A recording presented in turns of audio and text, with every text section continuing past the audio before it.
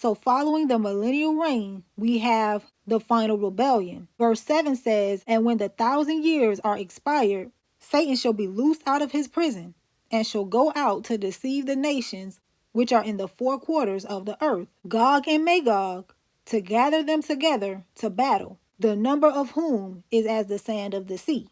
And they went up on the breadth of the earth, and compassed the camp of the saints about, and the beloved city. And fire came down from God out of heaven, and devoured them." The beloved city here is now the re-established Jerusalem, as we saw before. This is also a reference to Hosea chapter 2, verse 23, which says, "And I will sow her unto me in the earth, and I will have mercy upon her that had not obtained mercy. And I will say to them which were not my people, Thou art my people, and they shall say, Thou art my God." Now, if we look at the Septuagint translation of this, which is what is mostly quoted from in the New Testament, it says, "And I will sow her to me on the earth, and I will love her that was not loved, and will say to that which was not my people, Thou art my people, and they shall say, Thou art Yahuah, my God." So from here, let's look at the Gog and Magog war in Ezekiel chapter 38, verse 1.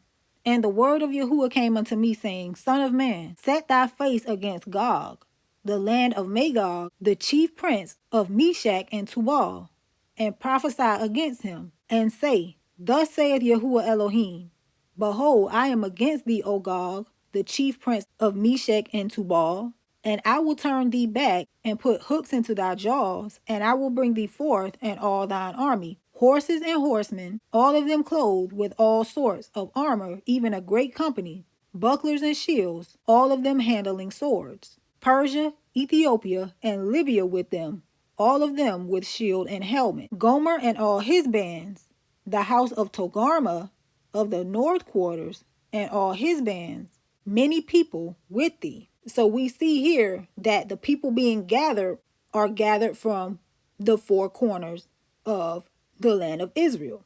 Let's get to verse 14. "Therefore, son of man, prophesy and say unto Gog, Thus saith Yahuah Elohim, In that day when my people of Israel dwelleth safely, shall thou not know it? And thou shalt come from thy place out of the north parts, thou and many people with thee, all of them riding upon horses, a great company and a mighty army. And thou shalt come up against my people of Israel as a cloud to cover the land. It shall be in the latter days, and I will bring thee against my land, that the heathen may know me, when I shall be sanctified in thee, O Gog, before their eyes." So let's move to chapter 39, verse 1. "Therefore, thou son of man, prophesy against Gog, and say, Thus saith Yahuah Elohim, Behold, I am against thee, O Gog, the chief prince of Meshach and Tubal, and I will turn thee back, and leave but the sixth part of thee, and will cause thee to come up from the north parts, and will bring thee upon the mountains of Israel.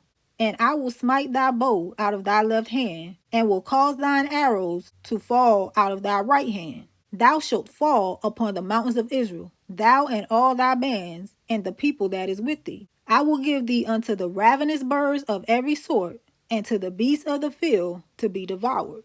Thou shalt fall upon the open field, for I have spoken it, saith Yahuah Elohim. And I will send a fire on Magog, and among them that dwell carelessly in the isles, and they shall know that I am Yahuah. So will I make my holy name known in the midst of my people Israel, and I will not let them pollute my holy name any more. And the heathen shall know that I am Yahuah, the Holy One in Israel. Behold, it is come, and it is done, saith Yahuah Elohim. This the day whereof I have spoken." So we can see that the final end of this war of Gog and Magog is with fire. So let's go back to Revelation 20, verse 10. "And the devil that deceived them was cast into the lake of fire and brimstone, where the beast and the false prophet are, and shall be tormented day and night forever and ever."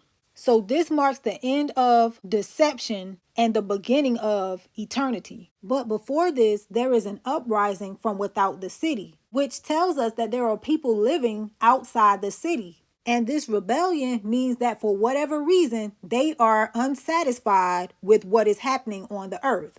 Verse 11, "And I saw a great white throne, and him that sat on it, from whose face the earth and the heaven fled away, and there was found no place for them. And I saw the dead, small and great, stand before God, and the books were opened, and another book was opened, which is the book of life. And the dead were judged out of those things which were written in the books according to their works. So this is the general resurrection of all people.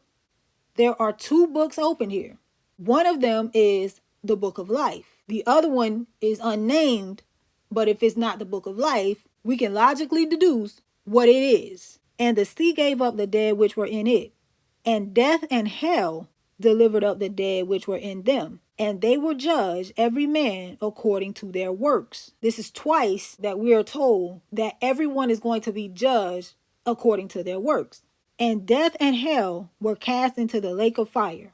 This is the second death. And whosoever was not found written in the book of life was cast into the lake of fire. So the second death is the destruction of death itself.